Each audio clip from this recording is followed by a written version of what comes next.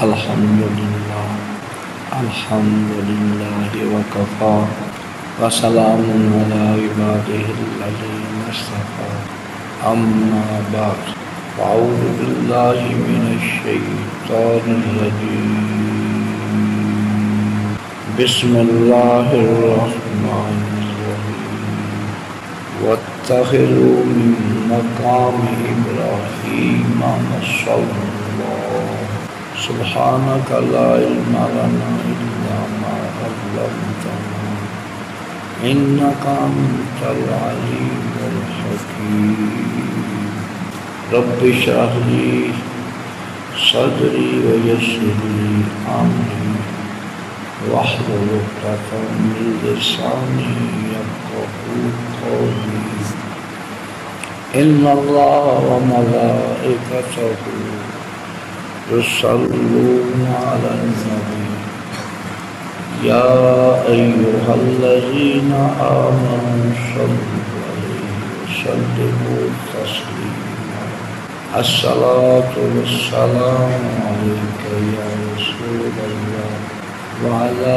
آلك وأصحابك يا حبيب الله الصلاة والسلام عليك يا رسول الله وعلى آلك وأصحابك يا حبيب الله الصلاة والسلام عليك يا رسول الله وعلى آلك وأصحابك يا حبيب الله الصلاة والسلام عليك يا رسول الله وعلى آلك وأصحابك يا حبيب الله الصلاة والسلام عليك يا رسول الله وعلى آلك وأصحابك يا حبيب الله تمام حمدوں کے لائق، تمام بزرگیوں کے لائق اللہ تعالیٰ وحدہ لا شریک کی ذات مبارکہ ہے، جو ذات تمام کائنات کی خالق، تمام کائنات کی مالک اور تمام کائنات کی رازق ہے۔ ہزار درود و سلام کے مدانی صلاۃ و سلام کی طرف سے آقا نامدار مدنی تاجدار سید المرسلین خاتم النبیین انیس الغریبین رحمت للعالمین کی بارگاہ قسم حضرات محترم، اللہ تعالیٰ کا ہم پر احسان عظیم ہوا جس مالک کائنات نے ہمیں اپنے پیارے محبوب کی غلامی کا شرف عطا فرمایا۔ ہر بندے کو اتنی سمجھ نہیں، وہ محبوب صلی اللہ علیہ وسلم جن کا مجھے کلمہ نصیب ہوا ہے، وہ ہستی کا رتبہ کیا ہے، ان کی شان کیا ہے، ان کی عظمت کیا ہے، ان کی فرما برداری میں ملتا کیا ہے، ان کی دوستی میں ملتا کیا ہے۔ ہر طبقے کے لوگ ہیں، کوئی قدر والے ہوتے ہیں، بے قدرے ہوتے ہیں۔ جو قدر والے ہیں ان سے پوچھو وہ کریم آقا جن کا میں کلمہ پڑھتا ہوں ان کی شان کیا ہے، جن کو اللہ تعالیٰ نے دیکھنے والی آنکھ دی ہے، ان سے کوئی پوچھے، ہمیں تو وہ بصیرت نہیں ہے، ہمارے پاس وہ علم نہیں ہے جو اللہ نے آپ کو دیا ہے۔ آپ بتائیں کہ جن کا میں کلمہ پڑھتا ہوں کی شان کیا ہے۔ یہ شان پوچھنی ہے تو اللہ کے نبی کلیم اللہ سے پوچھیں، اس محبوب صلی اللہ علیہ وسلم کی شان پوچھنی ہے، اللہ کے پیارے نبی عیسیٰ روح اللہ سے پوچھیں، ان کی شان پوچھنی ہے تو سیدنا آدم علیہ السلام سے پوچھیں، جنہوں نے 350 سال ربنا ظلمنا انفسنا کی التجائیں کی اللہ کی بارگاہ میں۔ جب ایک دفعہ عرض کیا یا اللہ مجھے محمد رسول اللہ صلی اللہ علیہ وسلم کے صدقے سے معاف فرما دے، یہ پہلا نام ہی لینا تھا۔ آواز آئی اے اللہ، اے آدم تجھے محمد رسول اللہ صلی اللہ علیہ وسلم کا نام کس نے بتایا؟ قرآن نے۔ عرض کیا یا اللہ جب تو نے میرے اندر روح پھونکی تھی تو میری نظر تیرے عرش پر پڑی، وہاں پر میں نے لکھا ہوا پڑھا دیکھا اللہ کے یا اللہ تیرے عرش پر لکھا کہ لا الہ الا اللہ محمد رسول اللہ صلی اللہ علیہ وسلم۔ میں نے یہ خیال کیا ہے وہ یا اللہ تیرا بڑا ہی محبوب ہوگا جس کا نام تو نے اپنے عرش پر اپنے نام کے ساتھ لکھا ہے، وہ کتنا تیرا محبوب ہوگا، اس کی شان اور عظمت کا کیا رتبہ ہوگا جس کو تو نے اپنے عرش پر اپنے نام کے ساتھ اس کا نام لکھا ہے۔ اللہ نے فرمایا کہ اے آدم اگر میں نے اسے پیدا نہ کرنا ہوتا نہ زمین بناتا، نہ آسمان بناتا، نہ چاند ہوتا، نہ ستارے ہوتے، نہ سورج ہوتا، نہ جن ہوتے، نہ انسان ہوتے، نہ جنت ہوتی، نہ دوزخ ہوتی، یہاں تک کہ میں اپنی ربوبیت کا بھی اظہار نہ کرتا۔ یہ جو کچھ بنایا میں نے اس کے صدقے سے بنایا۔ وہ محبوب، اس محبوب صلی اللہ علیہ وسلم کی محبت، اس میں جس کے دل میں ان کی محبت آ گئی، جن کا لگاؤ اس محبوب صلی اللہ علیہ وسلم کے ساتھ ہو گیا، اللہ نے اس محبوب صلی اللہ علیہ وسلم کے صدقے سے اس کے سارے دکھڑے ختم کر دیے، سارے غم مٹا دیے ہیں۔ کسی نے خوب کہا ان کی مہک نے دل کے غنچے کھلا دیے ہیں، ان کی مہک نے دل کے غنچے کھلا دیے ہیں، جس راہ چل دیے ہیں وہ کوچے بسا دیے ہیں۔ اللہ تعالیٰ اس محبوب صلی اللہ علیہ وسلم کے شہر کی زیارت تو کرے جہاں محبوب چلا کرتے تھے، قربان جائے ان گلیوں کو اللہ نے رونقیں بخشی ہیں۔ کسی نے کہا انہاں گلیاں چلیا سونا پھردا مینوں ویکھن دا چاہ بڑے چڑھدا۔ یہ محبت والوں کی بات ہے، پیار والوں کی بات ہے، جس کے دل میں اس محبوب صلی اللہ علیہ وسلم کی محبت آ جائے، ان کو اس کے محبوب کی گلیوں کوچوں سے بھی پیار ہے۔ کہاں محبوب صلی اللہ علیہ وسلم نے قدم رکھے، کہاں بیٹھے، کہاں چلا کرتے تھے، کہاں عبادت کیا کرتے تھے، کہاں جلوہ افروز ہوا کرتے تھے، کہاں پیارے محبوب صلی اللہ علیہ وسلم بکریاں چرایا کرتے تھے۔ ان گلیوں کو عزت ملی، ان پہاڑیوں کو وقار ملا، ان راہگاروں کو، راہوں کو شانی اور رتبے مل گئے جس پر اس محبوب صلی اللہ علیہ وسلم کے قدمین آئے۔ جہاں سے محبوب چلے، قربان جائیں، کتنی قسمت والی وہ گلیاں ہیں، کتنی قسمت والی وہ راہیں ہیں جہاں پہ محبوب صلی اللہ علیہ وسلم کے قدم مبارک لگی، عزت پا کی جگہ۔ اہل ایمان کی سب سے بڑی حسرت اور تمنا ہوتی ہے کہ یا اللہ مجھے محبوب کا روضہ دے، جہاں محبوب کا بسیرا ہے، جلوہ افروز ہے، جہاں بیٹھ کر پوری دنیا کو اپنے فیض سے سراب فرما رہے ہیں۔ ہر ایمان والا کے اندر ایک حسرت، تمنا۔ وہاں حاضری کے خرچے لاکھوں میں اب ہو گئے ہیں، لیکن عاشقوں لاکھوں کی پرواہ نہیں ہوتی۔ وہ تو اس محبوب صلی اللہ علیہ وسلم پر پیسے کیا جاننے قربان کرنے کے لیے تیار۔ عمرہ شریف کے سفر میں دو اہم حاضریاں ہیں، ایک اللہ کا گھر، دوسرا اس کے محبوب صلی اللہ علیہ وسلم کا گھر۔ جو حج کے لیے جاتا ہے، عمرے کے لیے جاتا ہے، اس کو یہ دونوں حاضریاں نصیب ہوتی ہیں۔ پہلے اللہ تعالیٰ کے گھر کی حاضری کا شرف حاصل ہوتا ہے۔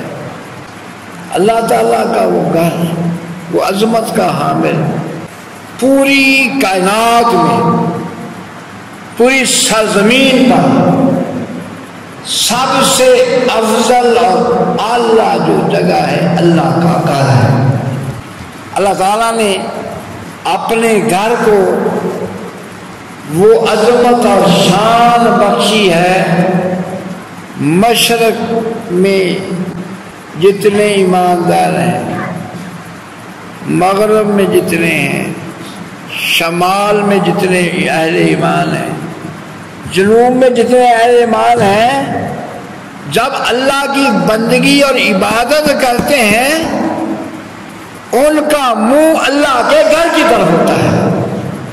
نماز سب سے اہم عبادت جس کو اللہ تعالیٰ نے ہر اہل ایمان پر دن میں 5 دفعہ اس کو فرض فرمایا، 5 وقت نماز۔ بندہ اپنے رب کو بلانے کی کوشش کرتا ہے، لیکن وہ سب مہربانوں سے بڑھ کر مہربان، سب کریموں سے بڑھ کر کریم۔ صبح سویا ہوتا ہے، اس کے گھر سے آواز آتی ہے، اللہ اکبر اللہ اکبر، اللہ اکبر اللہ اکبر، اشہد ان لا الہ الا اللہ، اشہد ان محمد رسول اللہ، حی علی الصلاۃ، حی علی الفلاح، الصلاۃ خیر من النوم۔ وہ مالک اتنا مہربان ہے، بندے کو اپنے گھر میں بلاتا ہے، دعوت دیتا ہے۔ ہم ان دعوتوں کو جو کسی کے بیٹے کی شادی ہے، کسی کے بیٹے کا ولیمہ ہے، اس دعوت کی اہمیت کو تو جانتے ہیں، جو دعوت مالک کائنات کی طرف سے، خالق کائنات کی طرف سے تجھے آئی ہے تو مجھے اس کی اہمیت کا نہیں پتا، اس کی شان کا نہیں پتا۔ اگر تجھے اس کی قدر و منزلت کا پتہ ہو تو اپنی قسمت پر ناز کرے۔ اے بندے، تیری قسمت، تجھے تیرے رب نے اپنے گھر میں بلایا، تجھے دعوت دی۔ میں عرض کر رہا تھا، اللہ کے گھر کی عظمت اور شان، تمام اہل ایمان اس کے گھر کی طرف منہ کر کے نماز پڑھتے ہیں، عبادت کرتے ہیں۔ کسی نے اذان بھی پڑھنی ہے تو اس کے گھر کی طرف منہ کر کے، نماز پڑھنی ہے تو اس کے گھر کی منہ۔ جب کوئی بندہ ارادہ کرے اس کے گھر کی حاضری کا، وہ حاضری کا نام عمرہ ہے اور حج ہے۔ یا تو اس کا ارادہ ہوتا ہے کہ میں اللہ کے گھر میں حج کروں، یا اس کا پروگرام ہوتا ہے کہ میں اللہ کے گھر میں عمرہ کروں۔ جب بندہ ارادہ کرتا ہے، اس کے گھر کی یہ شان اور عظمت ہے کہ خبردار، اس گھر کی طرف آنے والے ہوش کے ساتھ جہاں تو جانے لگا ہے وہ اللہ کا گھر ہے، عظمت کا حامل ہے۔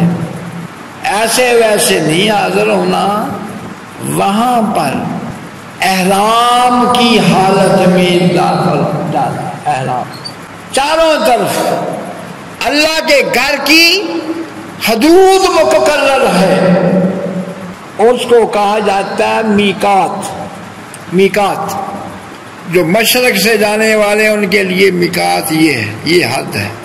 اس حد سے آگے جو ہے احرام کی حالت میں اس کے گھر کی حد کو پار کرنا ہے۔ خبردار بغیر احرام کے اللہ کے گھر کی حدود میں داخل نہیں ہو۔ احرام بہت سے لوگ جذبہ رکھتے ہیں عمرے اور حج کا، اللہ ان کو بلاتا بھی ہے، لیکن وہاں جانے کے لیے علم کا ہونا، تربیت کا ہونا انتہائی ضروری ہے۔ جو بغیر تربیت کے جاتے ہیں بہت سی غلطیاں کرتے ہیں۔ یہاں ہم نماز بھی پڑھتے ہیں، نفل بھی پڑھتے ہیں، نماز تسبیح بھی پڑھتے ہیں، تلاوت قرآن پاک بھی کرتے ہیں، اللہ کا ذکر بھی کرتے ہیں، درود و سلام بھی پڑھتے ہیں، لیکن اللہ کے گھر میں حاضر ہو کر عبادت کرنے کا ایک ممتاز طریقہ ہے، سلیقہ ہے۔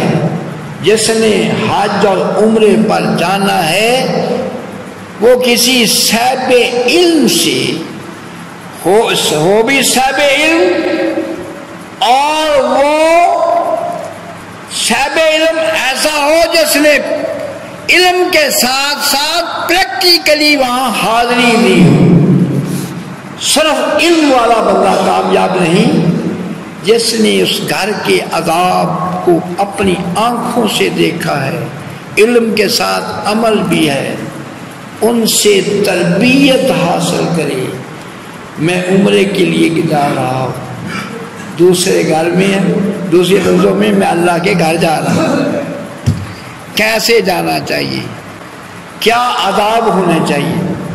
تو کیا میں عرض کر رہا تھا، اس عظمت والے گھر میں جو عمرے کا ارادہ کرے یا حج کا ارادہ کرے، اس کے لیے حکم ہے اللہ کے گھر کی حدود میں بغیر احرام کے داخل نہیں ہونا۔ احرام ایک پابندی کا نام ہے، احرام ایک پابندی کا نام ہے۔ جب اس نے نیت احرام کی کر لی، اس کے اوپر پابندی عائد ہو گئی کہ اب تو احرام میں ہے، اب سلا ہوا کپڑا نہیں پہننا۔ احرام میں سلا ہوا کپڑا نہیں پہننا۔ اس مقصد کے لیے حاجی دو انسلی چادریں، انسلی دو چادریں، ایک تہمت کے طور پر، ایک اپنے اوپر اوڑھنے کے لیے دو چادریں استعمال کرتا ہے۔ سلا ہوا کپڑا جب احرام کی نیت اس نے گھر سے لاہور سے کی ہے۔ میقات کہاں ہے؟ جب بندہ جہاز میں داخل ہوتا ہے، جدہ سے کوئی آدھا گھنٹہ پہلے یہ لم کا مقام آتا ہے، وہ میقات ہے پاکستان سے حاجیوں کے لیے، وہ میقات ہے، لیکن اس نے نیت یہاں کر لی۔ اب پابندی جب اس نے نیت کر لی، اس کے اوپر احرام کی پابندیاں شروع ہو گئی۔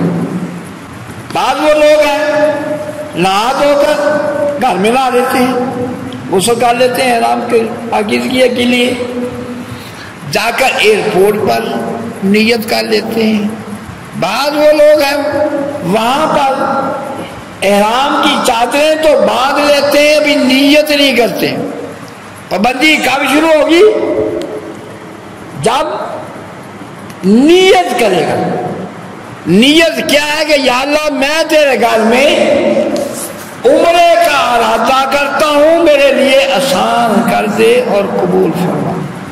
اس نیت کی برکت ہے، کام مشکل ہے اللہ اس کے لیے آسان کر دیتا۔ بوڑھا بندہ ہے، کمزور ہے، ضعیف العمر بندہ، بیمار ہے، لیکن اللہ کے گھر کی عظمت کو سامنے رکھ کے نیت کرتا یا اللہ میں تیرے گھر میں عمرے کا ارادہ کرتا ہوں، میرے لیے آسان کر دے اور قبول کر۔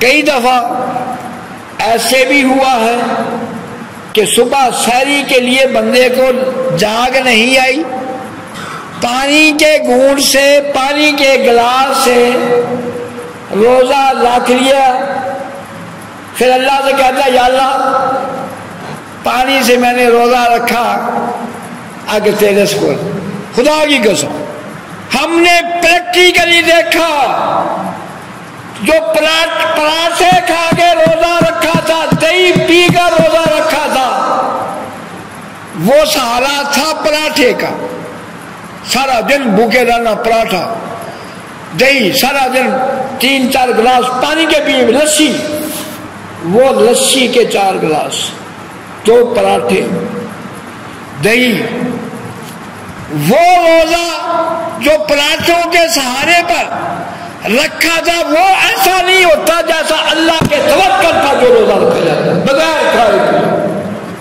پہلے توکل تھا پراٹھے پر، توکل تھا لسی کے گلاسوں پر، اب لیٹ اٹھا ہے، جاگ نہیں آئی تھی، اب توکل کیا اللہ پر، یا اللہ پانی پی کر روزہ رکھا، اب تیرے سے خدا کی قسم پراٹھے والا روزہ اتنا اچھا نہیں نبھتا جو اللہ پر توکل کر کے باندھ کر رکھا جاتا ہے، جتنا وہ اچھا گزرتا ہے۔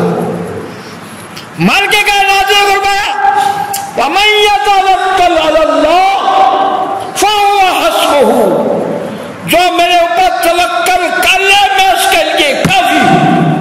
ہم اپنے رب کو پہچان نہیں سکے، اپنے رب کی عظمت کو پہچان نہیں سکے، اپنے رب سے ہم ناتا توڑے پھرتے ہیں، اپنے رب کو بلا دیا ہے، اس نے نہیں بلایا۔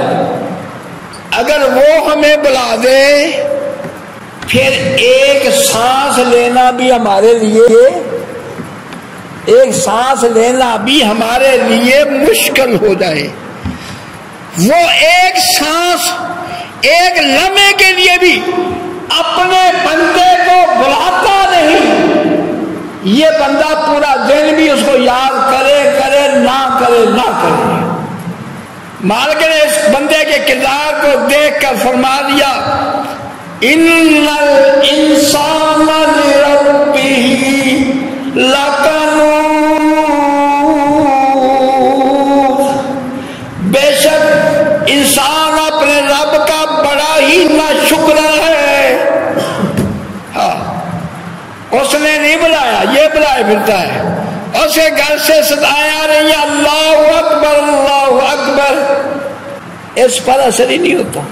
رب بندے کو بلا رہا ہے، اپنے گھر میں بلا رہا ہے، یہ تو پتہ چلتا ہے، پتہ چلے گا محشر کے میدان میں اللہ کے گھر میں جو ایک سجدہ کیا تھا، ایک سجدہ کیا، ایک اپنی جبین لاز زمین پر رکھ کر کہا تھا سبحان ربی اللہ، پاک ہے میرا رب عالی شان، ایک سجدہ ایک تسبیح پڑی تھی، اس کا اللہ نے اجر کیا دیا، قیامت والے دن پچھتائے گا کہ کاش میں بھوک برداشت کر لیتا، میں نیند برداشت کر لیتا، کہیں یہ میری ساری زندگی اللہ کی بارگاہ میں سجدے میں گرتی جاتی۔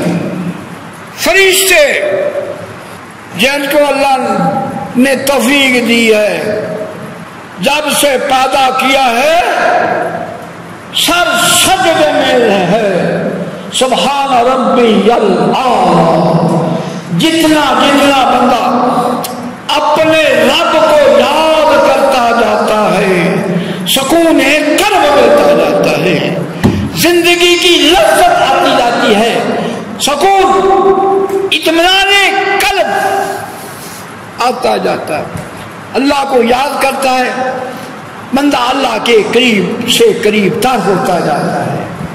میں عرض کر رہا تھا اللہ کے گھر کی حاضری اللہ سب کو نصیب ہو، بار بار حاضر نصیب ہو۔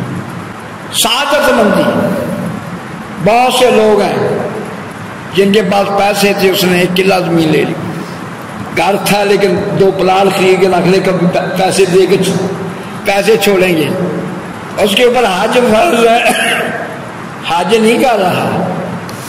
لوگ سوچتے ہیں شاید حج پر پیسے خرچ کرنے سے بندہ غریب ہو جائے گا، غریب نہیں ہوتا، امیر ہوتا۔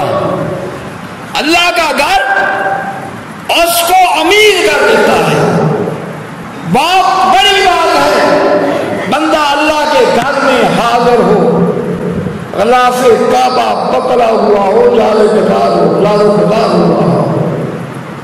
کبھی ایک حاجی اللہ کے گھر کی چوکھٹ کو پکڑ کر زارو قطار لا رہا، خدا کی قسم جب اس کے ہاتھ میں اللہ کے گھر کی چوکھٹ ہوتی ہے، جو لذت، جو سکون، جو مزہ اس کو اللہ کی چوکھٹ کو تھام کر ملتا ہے، دنیا میں وہ مزہ، وہ سکون، وہ لذت زندگی میں کہیں نہیں ملتی۔ خدا کرے بندے کو گھڑیاں نصیب ہو، اللہ کے گھر میں حاضر ہو، اس نے اپنے ہاتھ سے اللہ کے گھر کی چوکھٹ پکڑی ہوئی ہو، پھر مانگے اللہ سے، پھر دیکھے ملتا کیا ہے۔ یہ بندہ حاجی کبھی ملتزم کے ساتھ چمٹا ہوتا، دعائیں مانگ رو رہا ہوتا، یہاں پر مقدر سنورتے ہیں، مقدر بنائے جاتے ہیں۔ یہ کس کے گھر کی چوکھٹ کو اس نے تھاما ہے؟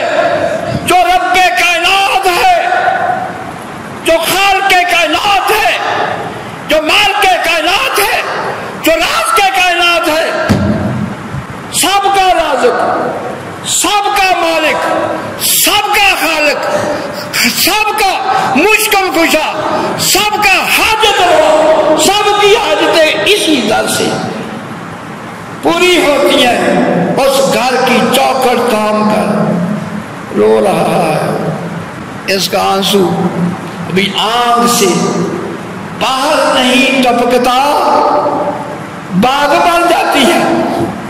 تجربہ میں نے کیا، عمرے پر گئے، واپس آئے، نہیں معلوم ہوا پیسے پہلے زیادہ تھے، یہ پیسے اب زیادہ، یہی معلوم ہوتا ہے اللہ کے گھر سے آنے کے بعد رزق میں اضافہ ہو گیا، گھر میں برکتیں آ گئی، کاروبار میں برکتیں آ گئی۔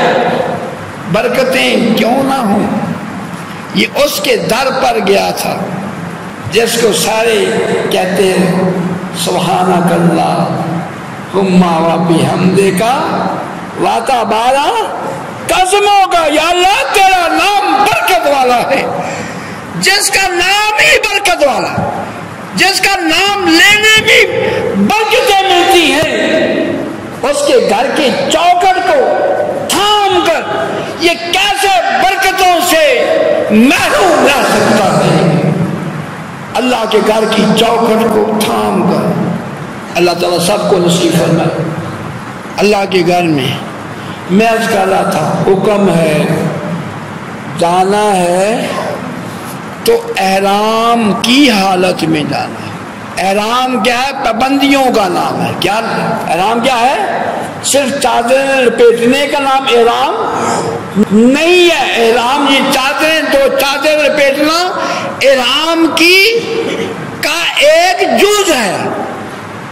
جب بندہ احرام میں آ جائے اس وقت سلا ہوا کپڑا پہن سکتا نہیں، ناخن کاٹ نہیں سکتا، اپنے جسم کا کوئی بال توڑ نہیں سکتا۔ ناخن بڑے بڑے ہیں لیکن اب کاٹنے کی اجازت نہیں ہے۔ خوشبو سنت رسول ہے، اب خوشبو بھی لگا سکتا نہیں۔ نماز امام شیخ کے ساتھ پڑھے، بغیر امام شیخ کے پڑھے تو ایک نماز کا ثواب آقا علیہ السلام کی سنت امامہ شریف سر پر سجا کر نماز ایک پڑھے 70 نمازوں کا ثواب، لیکن اس قدر حاجی ہے امامہ شریف تو درکنار سر پر ٹوپی بھی نہیں لے سکتا، چہرہ نہیں ڈھک سکتا اور شکار نہیں کر سکتا، پاؤں کی یہ اونچی ہڈی ہے، یہ پاؤں کی انگوٹھے کے سامنے ٹخنے تک جو اونچی ہڈی ہے اس کو ڈھک نہیں سکتا، اس لیے